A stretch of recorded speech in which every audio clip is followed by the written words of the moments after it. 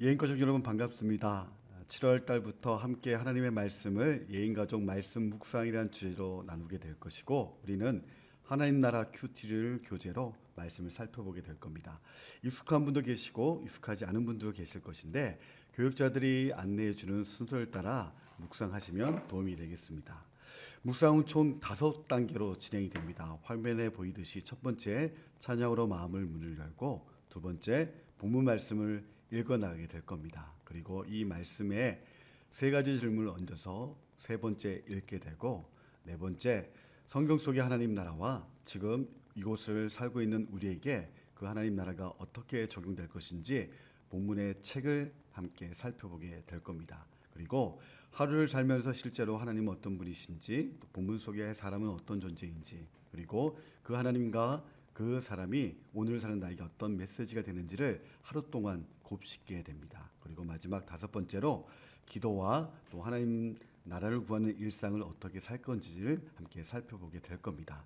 첫 번째 찬양은 매일마다 찬송가 찬양을 연결해 드릴 겁니다. 아마 혼자 찬송하기가 여의치 않으신 분들은 유튜브를 통해서 찬양들을 틀어놓고 함께 찬양을 불러주시면 됩니다. 이 과정을 통해서 하나님 오늘 말씀을 통해 저에게 권면 주시고 오늘 사는 힘과 길을 주십시오라는 마음으로 함께 찬양해 주시면 됩니다. 찬양을 마친 후에 본문 읽기를 들어갑니다. 총 3번을 읽게 될 것인데, 처음에는 눈으로 읽어나가는 과정이 될 겁니다. 교육자들이 매주 월요일 날 본문 말씀을 읽어주실 겁니다. 첫 번째 눈을 읽을 때 소리 내지 말고 들려주는 음성을 따라 본문을 눈을 읽고 나서, 두 번째 읽을 때는 교육자들의 그 순서를 따라서 같이 본문을 소리내어 읽어주시면 좋습니다.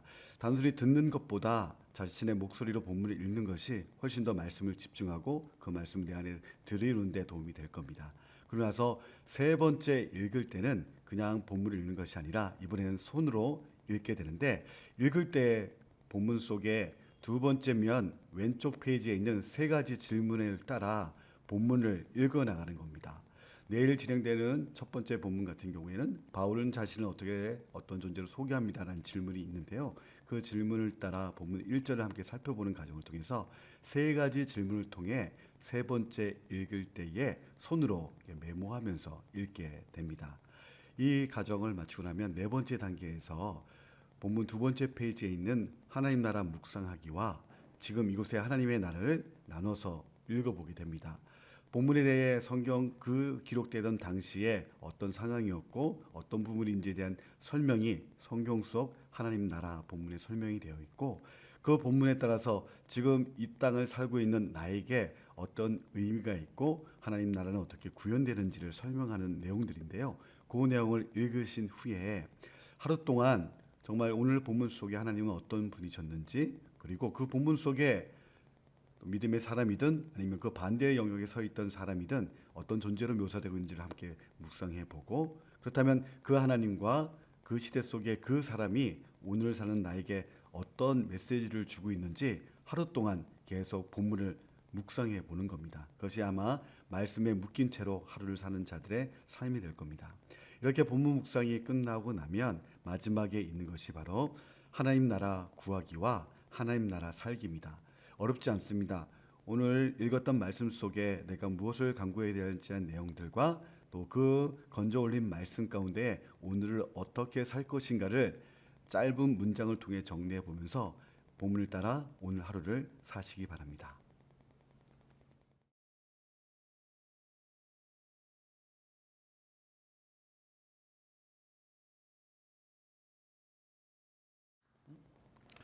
(7월 1일) 하나님 나라 큐티 시작합니다. 첫 번째 시간은 찬양으로 마음의 문을 엽니다. 오늘 찬양은 찬송가 502장 빛의 사자들이여입니다. 함께 찬양하시기 바랍니다.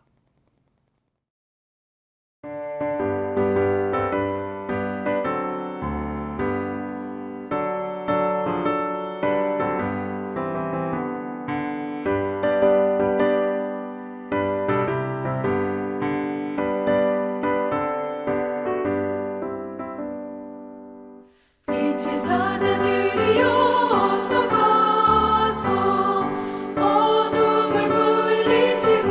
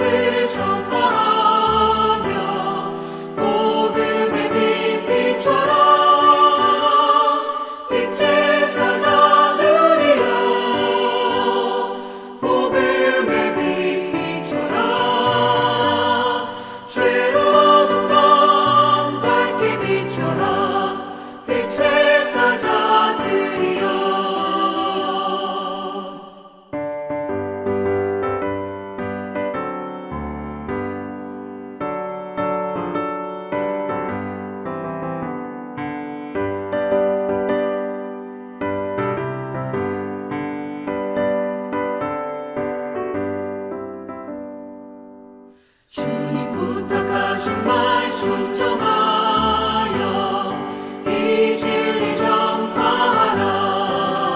산을 넘고 물 건너 힘을 다해 복음의 빛비춰라. 빛의 사자들이여 복음의 빛 비춰라.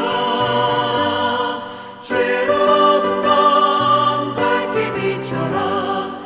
빛의 사자들이여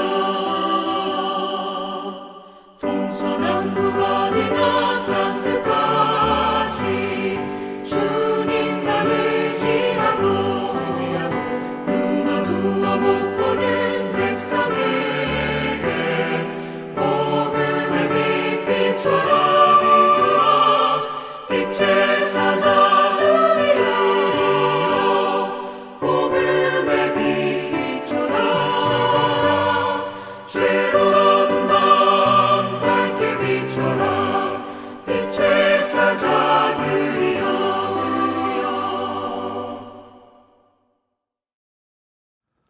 두 번째 부분은 말씀을 묵상하는 시간입니다.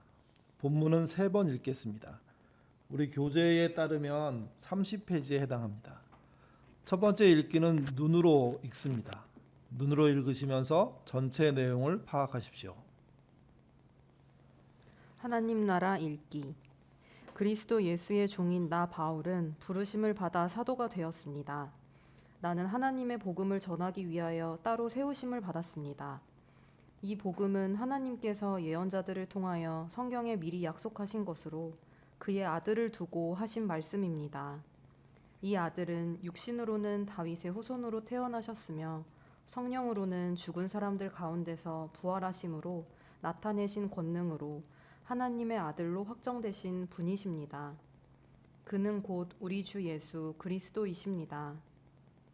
우리는 그를 통하여 은혜를 입어 사도의 직분을 받았습니다.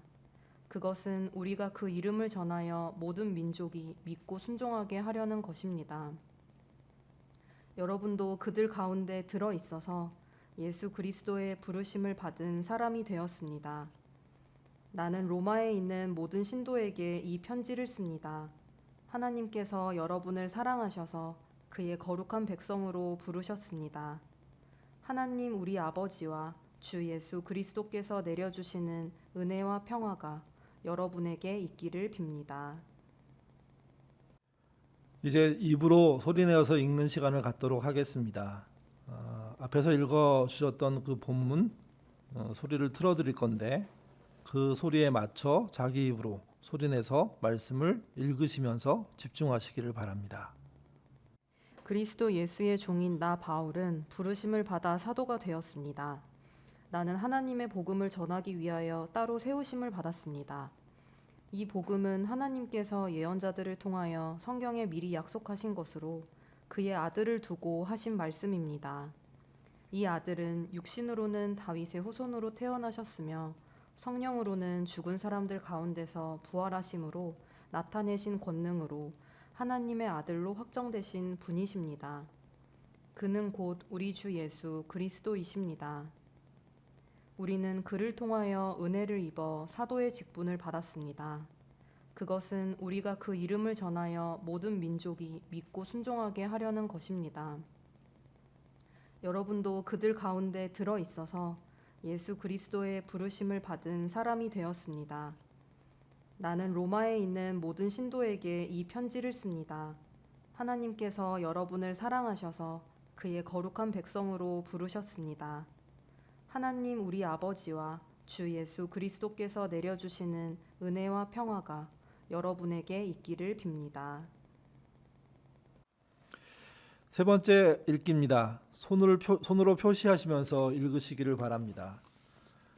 특별한 방식은 없다고 생각하시는 게 맞습니다. 다만 주어로 표시된 부분들 또는 중요하게 생각하는 부분들을 동그라미나 세모, 네모 또는 밑줄 방식으로 그으시면서 말씀 읽기를 해 나가시면 됩니다. 30페이지에 있는 그 본문에다가 손으로 본문을 가지고 손으로 읽기를 하도록 하겠습니다. 첫 번째 질문입니다. 바울은 자신을 어떤 존재로 소개합니까? 이런 소개의 목적은 무엇입니까? 1절을 참고하시기를 바랍니다.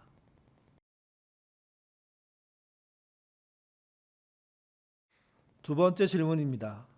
복음은 누구에 관한 것이며 그 내용은 무엇입니까? 2절과 3절을 참조하시기를 바랍니다.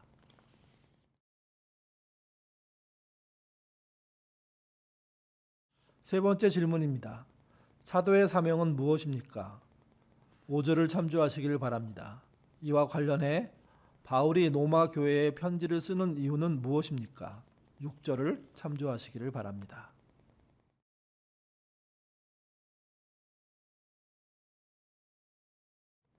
이제 읽기를 마치고 하나님 나라에 대한 묵상을 하도록 하겠습니다. 31페이지에 있는 하나님 나라의 묵상을 보면서 묵상을 진행하도록 하겠습니다. 먼저 성경 속의 하나님 나라입니다. 성경 속의 하나님 나라. 로마서의 특별함 중에 하나는 편지를 받는 교회가 바울에 의해 세워지지 않는다는 점입니다. 편지의 계기가 무엇이든 바울은 이 교제가 하나님 사랑 안에서 이루어지는 사건임을 가장 중요하게 생각합니다. 그래서 그는 자신의 신분과 사명을 요약하며 편지를 시작합니다. 덕분에 우리는 복음에 관한 매우 명료한 정의를 얻게 되었습니다. 복음은 곧 하나님의 아들에 관한 소식인데 다윗의 후손으로 오신 예수께서 부활을 통해 하나님의 아들로 확정되셨다는 내용입니다.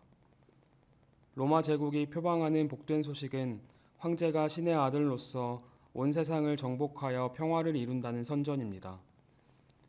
하지만 약자들에게 그 평화란 착취와 희생을 정당화하는 폭력과 죽음의 지배였습니다. 부활은 그 모든 것을 깨뜨리는 새롭고도 복된 소식입니다.